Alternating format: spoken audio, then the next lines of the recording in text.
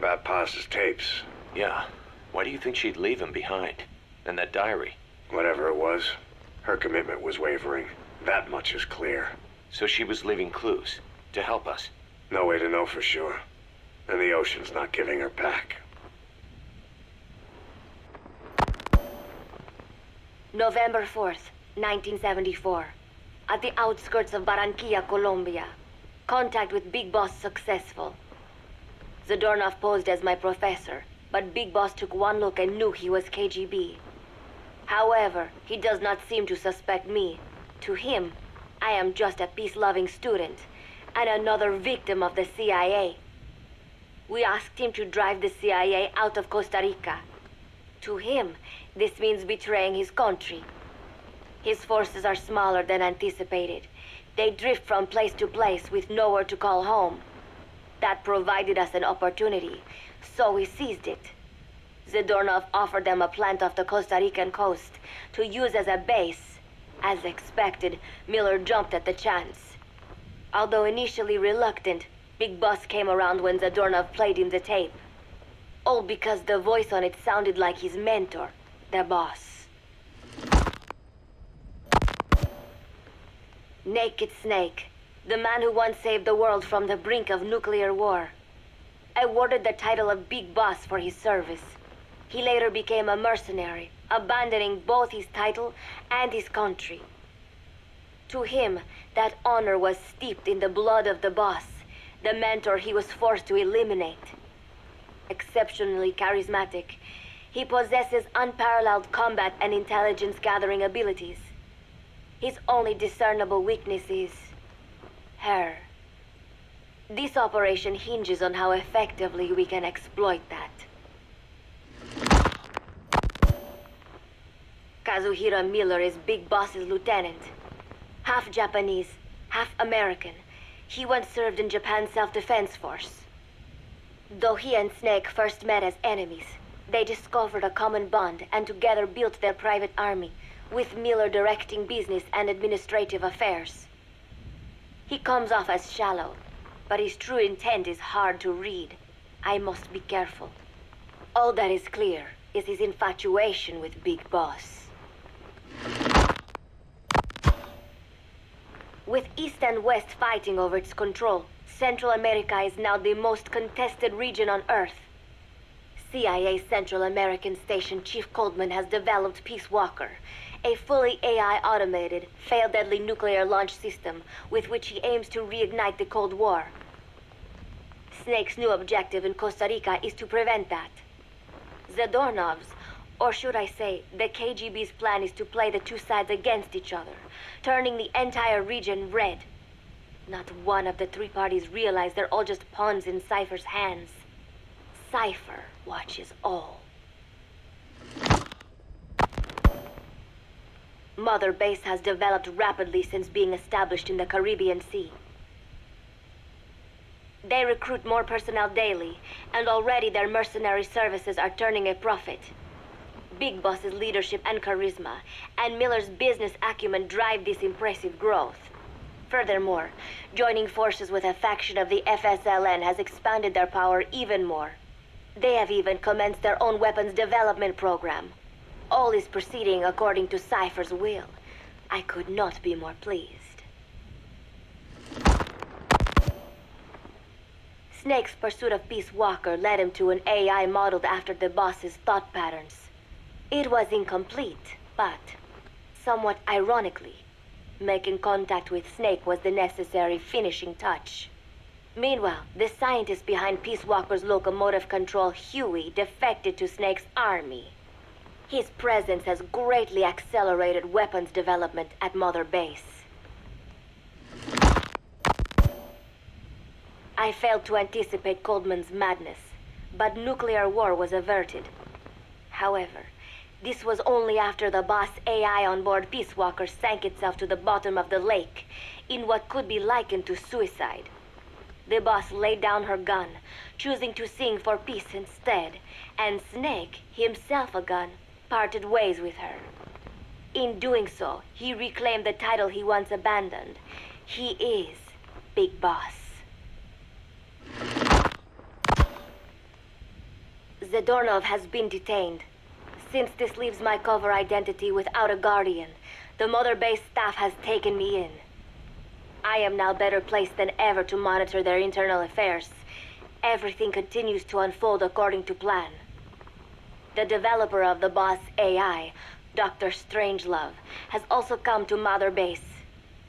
With her and Huey's expertise, they can now develop a weapon capable of matching Peace Walker. Development on the bipedal weapon is now complete. They call it Metal Gear Zeke. It stands there like some sort of mystical guardian. The soldiers gaze on it with pride and reverence. Big Boss has elected to arm it with a nuclear weapon. As an army without a nation, they seem to feel the need for a deterrent against whatever the world might pit against them. It is a dangerous gambit. Why do such a thing? Their nuclear strategy differs from the Americans and the Soviet Union.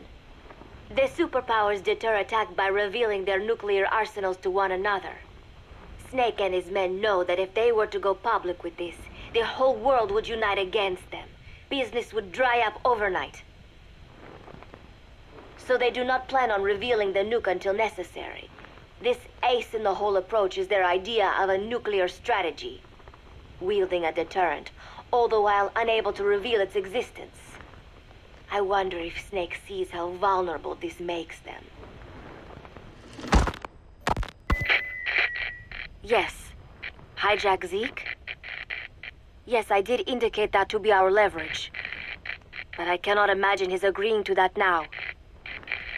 But did you not raise them to safeguard your governance without borders? No. I have not forgotten. Cypher watches all. Yes, things are proceeding, but modifying Zeke has not proven easy. I am using Zadornov to buy some time. No, I have not forgotten what you said. However, well, forgive me for asking, but this is you I am speaking to, isn't it, Cypher? I will fight Big Boss. The world must be ruled by a single will. To defy Cypher is a fate worse than death.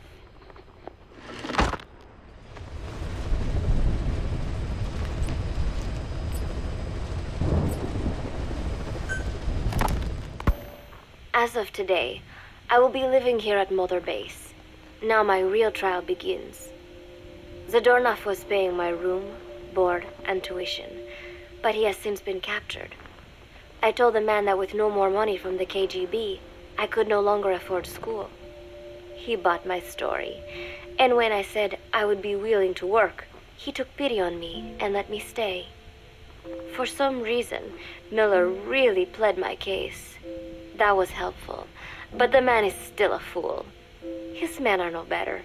They think their training makes them strong, but that kind of strength is nothing in the face of true power. And better yet, they wait on me hand and foot, believing I am just a schoolgirl. Looks like I won't be working too hard after all. Just today, while scouting out the living quarters, I saw a group of them in the corner of the deck making a fuss. Going over for a look, I saw they were feeding a kitten. A bunch of grown hard men, and they're the ones acting like schoolgirls. Look, isn't he cute? What is wrong with them? Disgusted, I just nodded and smiled. I must stay in character after all. I indulged their chit-chat for a few moments. Then one of them asked me to give the thing a name. They had just taken it from its mother. I named it Nuke. I improvised some nonsense about how our compassion for living things can help prevent wars. The men gave me a little fish. I held it out in my palm and the kitten happily ate it up. What a pathetic, feeble creature. It sickens me. Today, Chico invited me to go fishing with the soldiers. I suppose finding one's own food does have its merit, but I prefer not to be involved in such a degrading task. And their prattling on about fishing being fun is nonsense. I'm not here to find playmates. Nevertheless, distasteful as it was, I went along in order to maintain my cover. Chico thrust a fishing pole into my hands, and we went up onto the deck where several soldiers had gathered. They welcomed us warmly. With so few women aboard Mother Base, I'm treated like a princess. No one suspects I am neither a teenager nor a student. It was nice and sunny, with a gentle breeze and waves. As I cast my line and waited for a bite, the soldiers began to ask me all sorts of questions. As always, I answered according to our predefined scenario, feigning a smile. As I sat there feeding them lies, the fish began to bite, and the soldiers began to focus on their prey. Chico had his bait stolen by a fish, and got so angry that he stood up and nearly fell into the sea. Everybody laughed. It almost made me want to join in too. At some point, I got a bite myself. The instant after I felt that first gentle tug, the fish yanked the line with astonishing strength, and I let out a cry of surprise. I thought he was going to be huge. It was my first time fishing, and I was a bit flustered, so the soldier beside me helped by supporting the pole from behind. "Reel it in," they shouted. I nodded, turning the handle as fast as I could. I wondered what kind of fish lived below the surface, and thought back to the deep sea dives I had to do as part of training. Those were difficult days, but I remember finding the multicolored fish gliding through the water incredibly soothing. After a hard fight, I pulled it up. To my surprise, it wasn't even half a vara, rather anticlimactic. But I wasn't doing it for fun, so I wasn't the least bit disappointed. Nook was hovering nearby with an expectant look on his face, so I gave the fish to him. All in all, a thoroughly wasted day. Preparations are coming along nicely. No one suspects me of being the one to let Zadornov out of his cell. Today, Amanda and I taught Cecile how to make gallo pinto.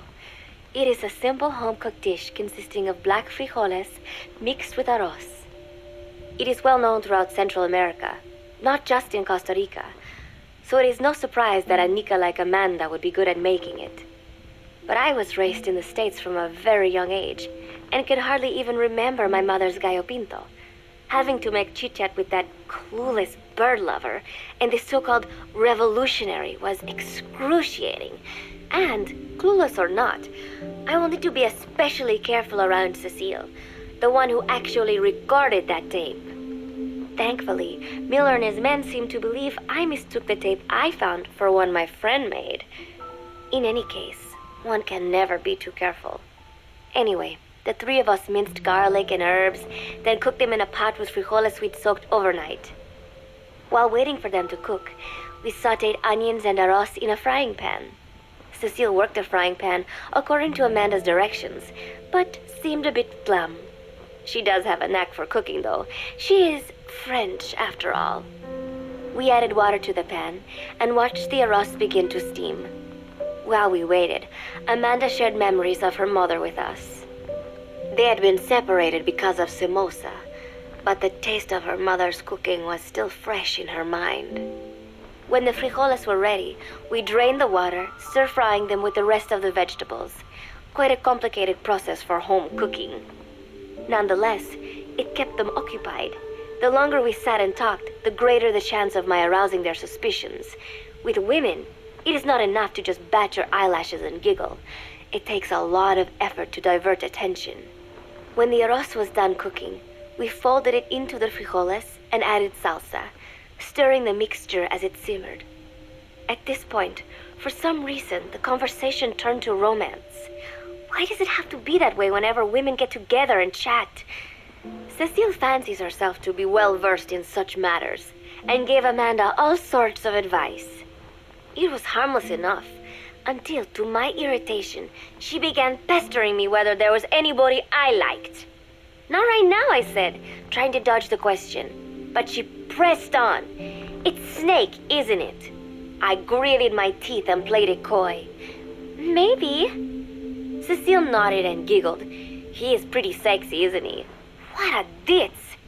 It's all I can manage to just survive. The thought of romance has never once crossed my mind. I have no interest in that kind of man. Soon enough, a rich aroma began to fill the room. The gallo pinto was ready.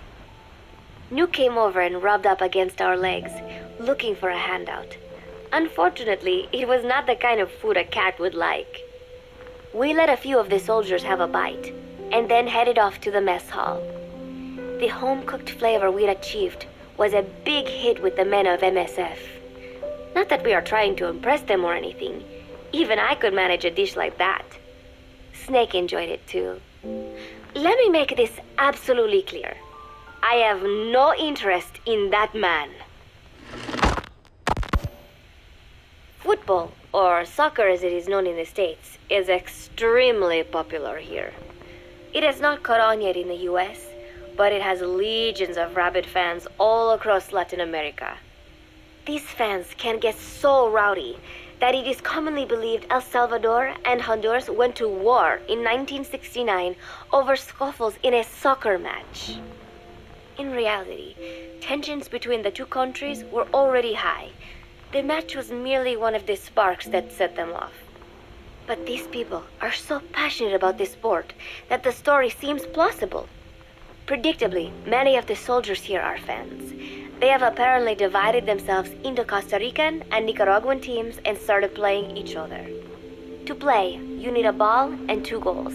The R&D team built and set up simple goals on the deck. I had absolutely no interest, but Chico insisted that I come and watch. It was not a proper match by any means. The pitch was not even regulation size, but the players and spectators alike got pretty excited. They banged empty cans and shouted cheers through the handmade megaphones. It almost felt like carnival. Huey, the referee, blew a whistle to start the match. The soldiers' training has left them in excellent physical shape, but they lacked the honed skills of professionals and their play was quite rough. Midway through, one of the men collided with another. They started shouting at one another, but Huey stepped in. "I thought we had forsaken our countries, become one with the earth," he said, quoting Snake. "We're not competing for national pride here, and we are not fighting for the good of any one country. This is not a war. Soccer is a peaceful sport, am I right?" The soldiers nodded. They know the pain of war, and they share Snake's vision. Perhaps that is why all this resonates with them. Team Costa Rica was down a man, and somehow I was picked to fill in. Costa Rica had the advantage up until that point. I suppose Huey wanted to keep it balanced. The soldiers agreed with Huey's call. Maybe the Costa Rican players felt an even matchup would be more fun too. I could not be bothered to run at first, but chasing the ball out there in the hot sun, I was soon drenched in sweat. Before long, I found myself actively seeking out the ball, partially out of desperation. I picked up a loose ball deep on the opponent's side of the field. Even though he's Nicaraguan, Chico cheered me on, yelling, "Go for it, shoot!" I launched the ball as hard as I could, only to have it blocked by the keeper. Disappointment only increased my determination. In the end, I didn't score a single goal, and Costa Rica gave up its lead. It was really close, though. We congratulated each other on a good match and sprawled out in the shade on the deck, exhausted. The ocean breeze felt so nice on my sun-soaked body. Nuke came over. It is one of his favorite spots, and stretched out next to me. And together, we watched fluffy white clouds drift lazily across the clear blue sky. It was lovely out today, so I decided to sun myself in a lounge chair up on the deck when Strangelove came up to me. Despite the heat, she was in her usual long sleeves and pants. I waved at her. She looked away and mumbled, "Hello there. Fancy meeting you here." I asked if she needed anything, feeling her eyes creeping up and down my body like she was savoring it. Finally, she swallowed and said, "You have such beautiful skin." Bewildered, I shook my head and said, No, not at all. I had heard rumors that she was a lesbian. But she couldn't be after me, could she? She continued to stare and said, "No, it is beautiful, but you must not let yourself get so tanned." And then she took my hand in hers. "What is wrong with a little son?" I asked, trying to cut the conversation short. But she shook her head violently. "No, you mustn't. A young lady should take better care of her skin." She was acting strangely now, as if aroused. She lectured me on the perils of tanning, how it ages skin, causing wrinkles and spots, and in the worst cases, even skin cancer. I knew already that tanning could cause spots, but I thought only pale-skinned Anglo-Saxons had to deal with that. Having a scientist tell me it causes aging, though, that spooked me a little. If I am to keep playing the teenager, I will have to start paying more attention to my skin. Sensing my anxiety, she took a small tube from her pocket. She said it was the sunscreen she always used. She told me to keep it. I didn't know what to say. I was more than happy to take it, but exactly what were her intentions? Was she merely being nice? Or is she really into me? Either way, there was no reason to refuse, I suppose. I have undergone training. An out-of-shape woman does not pose any real threat to me. Having power means not being afraid. It is the same on a global scale. A country with nukes can dictate terms to a country without them. I thanked her and took the tube. Then she offered to put some on for me. She squirted some lotion onto her fingers and began rolling it into my chest. It happened so suddenly, and I was so taken aback that I did not even think to protest. She caressed my stomach with her long white fingers, then slid them upwards between my bikini-clad breasts. "What? Wait," I sputtered as her moist eyes met mine. She was beautiful. Somehow, I found myself captivated by this woman more than 10 years my elder. "Hold still," she whispered in my ear. I nodded silently, unable to refuse. My body went limp, motionless, as if in a trance. Gently, carefully, she rubbed the lotion all over my entire body. I shouldn't have enjoyed it, and yet I could not help myself. For a moment, I was spellbound. That woman is dangerous. I had better watch myself. Protecting one's health is an important part of any agent's job. But despite my best efforts, I have caught a cold. Now that I think about it, Mother Base's numbers are on the rise, with soldiers coming from all different places and backgrounds. It is no wonder, then, that sooner or later someone would bring in a virus. That said, what I have got is just a common cold. The medical team said I'd need a few days rest, so I've been restricted to my room and put on bed rest. I thought I'd gotten used to not having anyone around to relate to, but at times like these, being alone is just miserable. All I could do is lay there and stroke Nuke's back, trying to take my mind off how bad I felt. Nuke just sat there, not making a sound. But I did have visitors. Amanda and Chico, Huey, Cecile, Miller, and a few of the soldiers I've become relatively close to. Amanda made me a soup with herbs she said were good for a cold. Miller told me to take it easy. "I will sing you a lullaby," he said, then broke out a guitar and sang some incomprehensible song in Japanese. I did not need to understand the lyrics to know he is an awful singer. Then he said, "You know what is good for a cold? Suppositories. Here, I'll show you." He began to take off his pants, so I threw my tissue box at him to make him go away. Then Strangelove showed up, saying she had some miracle Indian cure. "It has got eucalyptus extract," she said. "It works best if you rub it into your chest." And then she tried to take off my nightshirt. I whacked her with my pillow, and I got rid of her. Chico brought me a little flower in a cup. It had been growing in a little bit of earth that probably found its way on board stuck to something else. I found this on the deck. Here, you can have it. He tried to act nonchalant, but I am pretty sure he's got a crush on me. None of them understand. If they thought these little visits would cheer me up, they were wrong.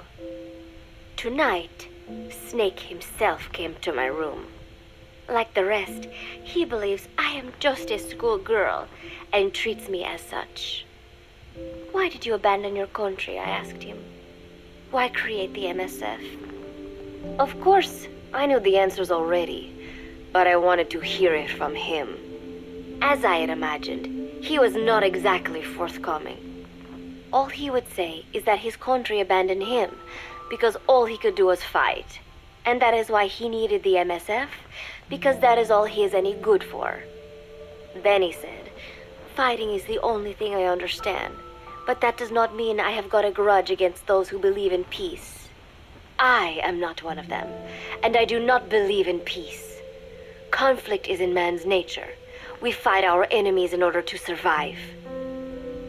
Maybe we are not so different after all, he and I. But that is exactly why I'm going to have to kill him. Or else he will have to kill me. When I stop and think about this wretched existence, being killed by a man like that suddenly does not seem like such a bad thing. Every month, Mother Base throws a party for all the soldiers whose birthdays fall in that month. There is something strange about a military organization having parties. Really though, it is just an excuse to drink and make noise. It is not easy to get alcohol in a fortress in the middle of the ocean. Most days they are training from dawn till dusk. They do not have time for things like drinking. That is why Snake and Miller came up with the idea, to give everyone a chance to let loose. Obviously, a bunch of boors like that are not going to bother with blowing out candles on a cake. Rather, they sit there in a cloud of cigarette smoke, drink beer, eat meat, tell tasteless jokes, and swap crude insults about one another's hometowns. But it hardly ever breaks out into something serious. They talk up a storm, but they're just having fun. It is funny. You have got members of FSLN rubbing shoulders with the UCLAs, people who once would have considered the other mortal enemies. I wonder if that is what makes Big Boss so popular. In leaving their countries behind, they leave their hatred for other countries too. Miller seemed a little protective of me. Hope they're not being too crude, he said. But soon enough, he too was drunk. He yelled, "Come here and take a look at the real Kazuhira Miller," then dropped his pants and mooned everybody. The other soldiers burst out laughing. I have never seen such a crude, ridiculous party before. And yet, all these people, laughing and acting the fool. Is this what they call peace? For some reason, I began to think about all that has happened since I came here. Fishing with Chico, cooking with Amanda and Cecile, playing soccer, having visitors when I caught a cold. When I stop and think about it, my time here has been the most peaceful of my life. But that is about to end. I cannot imagine he will be willing to negotiate. It seems I am to fight the legendary Big Boss. I do not know if I'll be able to beat him, but if I have to choose between death and defying Cypher, I will gladly choose death. The thought of dying does not scare me.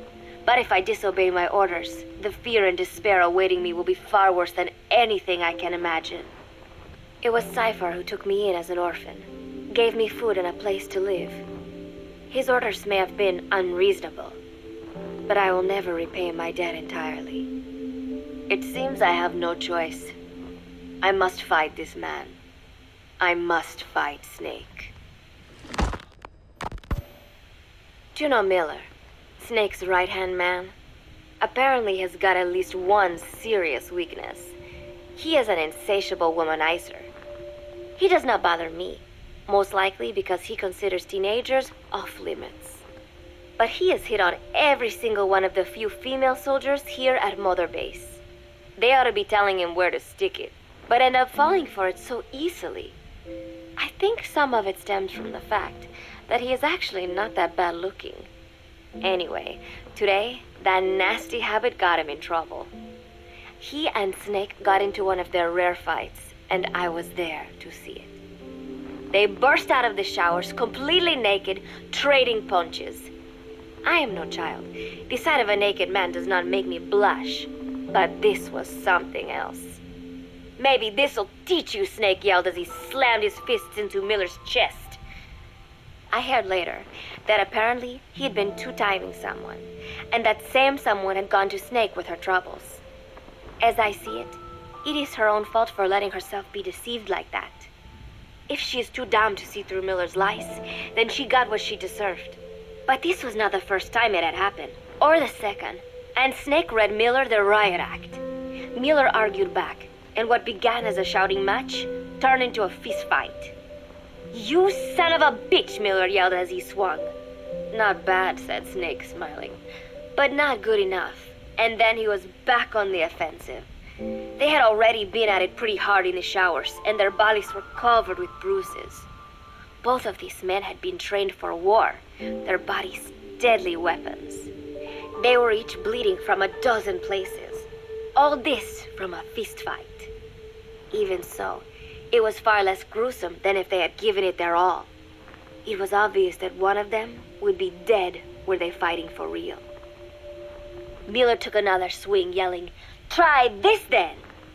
Snake parried, then responded in kind, but I could tell he was not aiming for anything vital.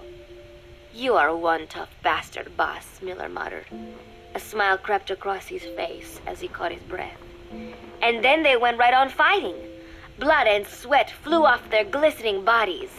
It was combat without hatred or hostile intent. I had never seen violence like this before. And yet, it was more than just a friendly tussle. They were utilizing every technique they knew. It was not a sporting match. They were not playing by the rules. How could they keep this up? At last, the two men tired themselves out, and the bizarre scene came to an end. They looked at each other's battered bodies, and then burst out laughing, embracing and congratulating each other on a good fight. It all seemed so idiotic. I still cannot fathom such behavior. But somehow, I got the sense that for all his womanizing, Miller really only trusted one person, and that was Snake. There was no way I could ever come between the two of them. And at that thought, I began to feel as if I had lost. All of Mother Base is preparing for a festival. Since Snake and his soldiers spend so much time fighting, they are setting aside one day a year for peace and relaxation. I do not know all the details, but apparently that is what Snake and Miller decided. These soldiers love the idea, of course. There is so little fun to be had here that everybody looks forward to events like these. That is all well and good, but somehow I got roped into getting on stage. "Come on, we even both have peace in our names," said Miller. "And Zdarnov, that old Ruski's name, has something to do with peace too, right?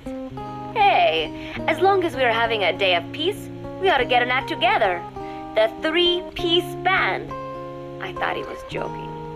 He then proceeded to share his idea without bothering to check with me. And now, I am slated to sing. Apparently, he had heard me on the deck one day, and since then he's wanted to form a band. Everybody's looking forward to it, so there is no way for me to back out now. I have never done anything like this, but it does feel kind of nice to know that people are looking forward to it. I mean, it cannot be any worse than Miller's singing, but modifications to Zeke are already finalized, and I must complete my mission. Betray Cypher now, and I will face a fate far worse than death. Still, there is no need to put things in motion just yet. What difference would it make to just wait a little while longer? A whole day of peace. The mission can wait until after that. Can it not? I know I am only delaying the inevitable. When the day comes, One of us will have to die. Snake or me. But still, if I could just come up with some way to stall Cypher, at least until our day of peace. When did I start having thoughts like this? My cover is blown. They know nothing of Cypher or my true objective, but they know I am a spy. There is no more time left. I must act now. I must complete my mission. How did it come to this? All I wanted was 3 more days. Just 3. Miller's already finished writing the song. It is called Love Deterrent. It is about a girl who cannot express her true feelings. I've been practicing. I am no pro, but I was pretty sure I would do a decent job. And now this. Cypher found out that Zeke was complete. He must have someone inside Mother Base besides me, spinning his tightly wound web of control, leaving no room for individual will. Typical. When they found out Zeke was complete, I was ordered to execute the operation immediately. If I was going to enjoy just 1 day of peace, I had to ensure the plan could not move forward. I tried to sabotage Zeke. I thought by damaging the drive system, they would have no choice but to delay their plans. I waited until midnight, and then snuck into the hangar. There would be trouble if it looked like sabotage. I selected one of the drive system's load-bearing parts and carefully worked to warp its shape. The leg's drive system requires a high degree of precision to operate. Even the smallest deviation would have done it. Then, Chico walked in. Maybe it was one of those nights where he could not sleep. In any case, he saw me, panicked, and took off running. It would have been easy to kill him, but I could not. I know he likes me. It is not as if I would ever have an interest in a child like him, but I could not pull the trigger. Not at him, not in the back. Will he tell them? Or is there a chance he will keep it a secret? Protect me? No. He knows now. Knows I am not who he thought I was. He ran without even questioning what I was doing. There is no chance he does not know. And soon, all I have built here will end. And if Cypher has another agent among them, if he finds out I tried to sabotage Zeke, this place will no longer be my heaven. Then it is settled. I make my move now. Chico walked in before my sabotage was complete, so Zeke should still be operational. It might not run at full speed or power, but I do not have time to fix that. Without Zeke, I do not have a chance in hell of winning. I must act fast before Chico sounds the alarm. I knew it would come to this.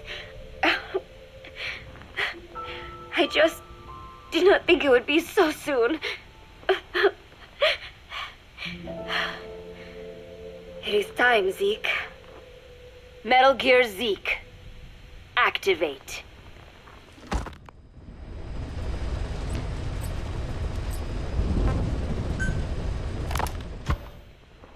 This is a one-man infiltration mission, boss. Equipment is the bare essentials. Anything else will be OSP. The target location is a prison camp on a U.S. military base. Those Marines have the place locked down tight. Your only backup will be one extraction chopper. We can't send anything else. You won't need to. Again, this is infiltration, a sneaking mission. Your #1 priority is remaining undetected. Use discretion before engaging any guards you encounter. Be mindful of their sensory perceptions: sight, sound, smell, and pain. Fortunately, these atmospheric conditions will continue until dawn. That should provide you with some cover. At least the weather's on my side. Your mission objective is to rescue Chico and Paz. According to Chico, they're both being held at an old prison facility. Recon from the intel unit supports this, so it's safe to assume that's where they are. Once you've gotten them to the RV, call in the extraction chopper. I'll monitor the situation and offer guidance from here, but you'll be the one in the field. How you handle this mission is entirely up to you, boss.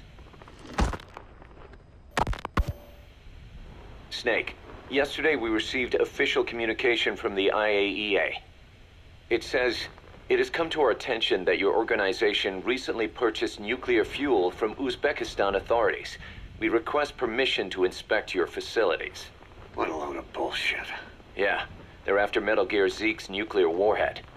I'm betting this is payback from Cypher after Paz's leak. Using the UN. There's no telling how much influence they have. But the IAEA can only do inspections in countries that are party to the NPT. And we're not a country. Exactly. We haven't signed a safeguards agreement with the IAEA over peaceful nuclear use, and we're not obligated to report any nuclear material we have, nor information about any nuclear facilities. The IAEA has no authority to inspect us. But despite all that, That nuke's our last line of defense. We don't want to announce we have it until the world is preparing to wipe us off the map. Until then, we let everyone think we're just a private army with conventional firepower. what's Huey's take? That the problem's how to hide the nuke in Metal Gear. But I gotta tell you, he was all for it. I see. But there's no way we can have the IAEA poking around here. So what do? Ignore them? Send them an official letter of refusal. Say that we're a private organization and we've done nothing to attract this suspicion. You got it. We finished Zeke's waterproofing reinforcement yesterday. The day after tomorrow, we'll be done installing the main depth control tank, the compressed air tank, and the attitude control propeller pod. Huey, If the underwater test goes well, next week we'll try the 300-foot seabed depth. drop the act, Huey. How did we end up agreeing to the nuclear inspection? Because after you sent that letter, I told them. After careful reconsideration, we agree to your request. And frankly, we should be inspected. This is our chance. If they come and go without discovering the nuke, we can tell the world we're clean. Of course, it's risky, and we'll have to make sure everything's perfect, but it'll be worth it. Huey, can they do an inspection without going through the Board of Governors? We contacted the IAEA's admin branch, and they said there's no record of us being brought up at any of the board's meetings. I'd say probably a preliminary inspection to determine whether we should be referred to the board. So it's bound to be a small inspection team, and they won't be here that long. Don't worry, leave everything to me. Has the media gotten wind of this? Yeah, 2 major Western networks want to do stories on us. I planned on saying yes. What? You want to broadcast this place to the world? That's why I agreed to the inspection. This is a golden opportunity. We can use the media to prove to the world we don't have a nuke. Besides, even if we said no, it would just be delaying the inevitable. Kaz, our hands are tied now. Start getting the place ready. Thanks, boss. Don't get the wrong idea. You've set it up so that any more changes of heart will arouse suspicion, that's all. Zeke stays, but we'll have to move all other AFVs to shore. Any potential troublemakers can go with them for some mandatory R&R. Sound good, boss? Just do it. About the inspection, what do we tell the men? The truth. What else? The one thing we don't need to worry about is anyone here spilling the beans about Zeke. Good point. What about the Sandinistas? There's still quite a few of them left on the base. I hate to say it, but it won't look good having Soviet bloc personnel here. The problem is, moving a group that size in a hurry would look even worse. At least Amanda's on assignment in Cuba. They'd recognize her. She should stay put for now. All civilians save Huey will have to return to their countries. Even your Parisian. Of course, we'll get her whatever paper she needs. Dr. Strangelove's departure came at a perfect time. The less Zeke-related staff here, the better. Wait, she left? That's right. You were away on a mission. She left last week. There's nothing cooking in AI weapons research, and Zeke is complete. There was really no reason for her to hang around. I'm surprised Huey let her go that easy. Yeah, his crush on Strangelove was never much of a secret, huh? He followed her everywhere while Zeke was in development. Boy, would she get pissed. But he does have a lot on his mind right now. I've got bigger issues to deal with. That's what he said. That's the spirit, Huey. 10 days ago, we got reports that Paz was still alive. She survived. She was rescued by Belizean fishermen who found her drifting in the Caribbean. So what's the plan? Silence her before we're compromised? No. I've got something else in mind. Our friends at Cypher suspect Paz could be a double agent. She's being held for interrogation at a camp on the southern tip of Cuba. Black site. Nice. A slice of American pie on communist soil, and out of U.S. legal jurisdiction. The upcoming inspection of Mother Base has to be connected somehow. The timing's too perfect. The UN's nuclear inspection. My guess is they're trying to corroborate Paz's leak. We're an army without a nation. Word of our capabilities gets out, and we'll have the whole world out to shut us down. Having an American private intelligence agency involved's bad news. Cypher's the ones who sent Paz to us in the first place. She knows their true nature. Right. Paz is our only link to Cypher. If she's still alive, we need her on our side. If not us, who else is gonna rescue that bitch? When do we do it? The inspection comes first. We'll deal with us afterwards. Do the men know? Word has started to spread.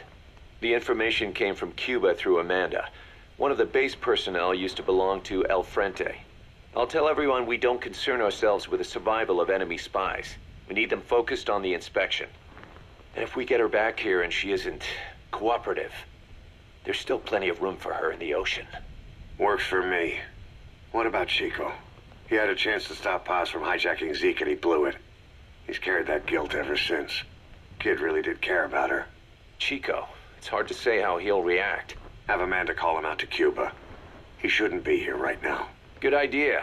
They haven't seen each other in a while. Little time with Big Sis and he'll forget all about you-know-who.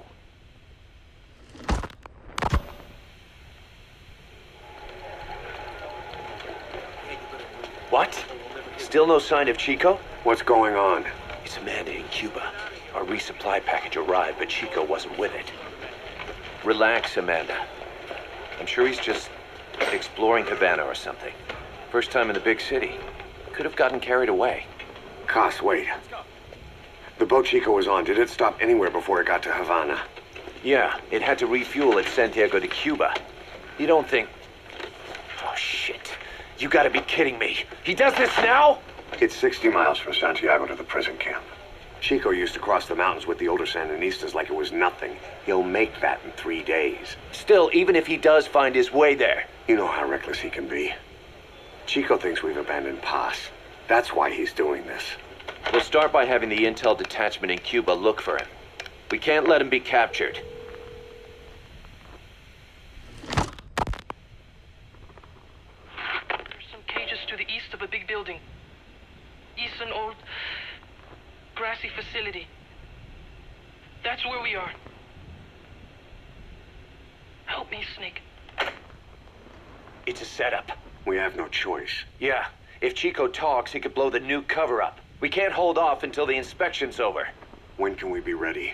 It'll take at least 16 hours to confirm the flight path and prep a bird. The intel unit has started reconning the area. Sounds like I'll have to miss the inspection. Boss, we'll just have to send someone else to get them out. No. I'll go. Yeah, Chico and Paz would only take orders from you anyway. We can't go taking on those Marines at the base head on. It's gotta be off the radar, and it's gotta be you. Hold down the fort, Cos. Snake, you can forget about civil liberties where you're headed. God only knows what they'd do to you if you got caught. Do not let that happen. The Cubans leased the land to the U.S. as a gesture for helping them gain independence from Spain. The deal remains in effect until both countries agree to dissolve it, or the U.S. abandons the land. That's why America still operates the base even after La Revolucion. Problem is, it's leased land. Meaning it isn't American soil, so the U.S. Constitution doesn't apply there. That allows them to withhold its civil rights protections. Yeah, that's Uncle Sam's excuse. The area was originally only for detaining refugees from countries like Cuba and Haiti. But a few years ago, the CIA and its like started using it as a black site. Enemies of the state are renditioned there and subjected to extreme forms of interrogation. You can bet Cypher had a hand in that. As you'd expect, American and other Western human rights organizations aren't allowed anywhere near the place. What happens there disappears down the memory hole. Who knows what they're doing to Chico and Paz? I'd like to interrogate her ourselves. But if worst comes to worst, make sure she's dead. Chico, on the other hand, we have to bring back, fast. He knows too much about us. Cos? The area is surrounded by mines placed by both the US and Cuba, making escape on foot impossible. You're heading into the Lion's Den, Snake. Don't take this one lightly. Come back in one piece. Yeah.